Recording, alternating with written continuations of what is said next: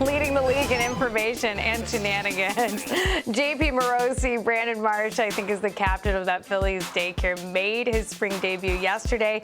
He had minor knee surgery earlier in spring. He went 0 for 2.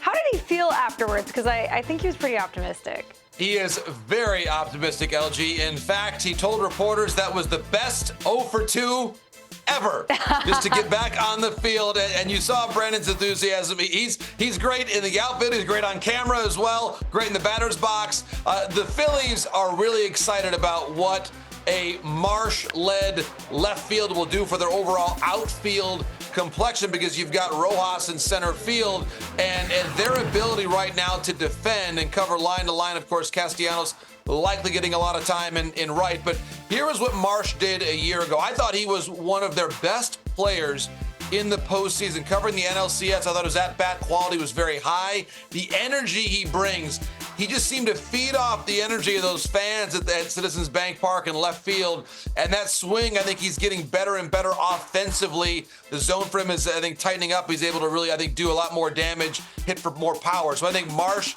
coming back right now. You love that story for the Phillies. He's right on schedule. He's able to take care of that knee issue earlier on in camp. He is good to go, running well, and I think the expectation is he'll be out there in the outfield on opening day. That's good news for Phillies fans, and it seems like this dude was built for that market. According to BetMGM, the Phillies are plus 700 to win the pennant, and JP, it's that time of year that we're looking for more futures odds, including breakout stars. Who you got for us? Christian Encarnacion Strand, the Cincinnati Reds. What a great trade they made to bring him in. And we talk a lot about, certainly, it has not been an ideal spring from the standpoint of the Reds with the suspension for Marte, but Encarnacion Strand can hit. This guy especially, and Case knows it well, a great American. He's going to be able to, I think both the gaps are going to seem really close for him.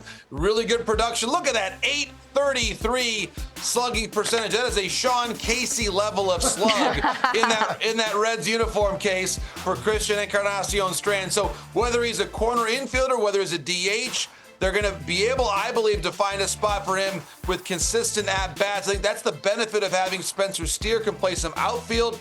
They, of course, brought in Jeimer Candelario, but they'll find a way to get everybody at-bats. Jonathan India is still there, of course. McLean's an emerging star. Ellie De La Cruz. This group of position players, I think, is ready to compete and potentially win a division title. I look at the opening day starter in Frankie Montas. He is the key, because I believe Encarnacion Strand's collection of young hitters, they're going to produce. If Montas and Green are consistent, we're talking about the team that I believe can win the NL Central in 24. In one of the most exciting teams to watch all last season, especially down the stretch. They will have to compete with the Cubs. JP, I still have to do a double take whenever you see Craig Counsell in any sort of article or quoted. He did talk about Jameson Taillon missing his spring debut with lower back tightness. What does that mean for the Cubs and their rotation as they go into opening weekend in Arlington? Well, LG, now we know that he's likely to begin the regular season on the injured list as well. And that is a tough bit of news for the Cubs, because when you think about the way that this rotation has been structured, they bring in Shota Imanaga, and ideally, especially when you think about the change in schedule, you'd bring Imanaga over and give him an additional day of rest to begin the season. But this obviously now with having Taillon on the injured list creates some complexities. Wisniewski now probably steps into more of a prominent role. Both Assad and Smiley can pitch out of the bullpen too. But again, this may be a team that at some point goes to the six-man rotation. Love the upside of Jordan Wicks.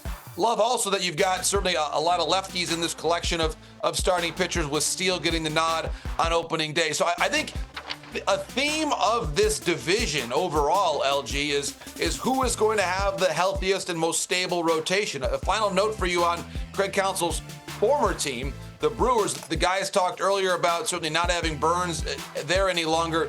You also don't have a healthy Woodruff. And so that means even more emphasis on Peralta and Miley. This is going to be, I believe, the way it's shaping up this spring. with the Cubs injury, the Brewers having some issues as well, it's probably going to be the healthiest rotation. We talked about Sonny Gray potentially missing opening day. So who can have the healthiest rotation? It's one of the many reasons why I do like the Reds, their potential to win this division in 2024. Yeah, it feels like it's really up in the air. JP, thank you so much. When do you Thanks, head to LG. Korea? I head there on Saturday, so I'm downloading my Korean language podcast, learning accordingly to make sure I've got plenty to study on the flight.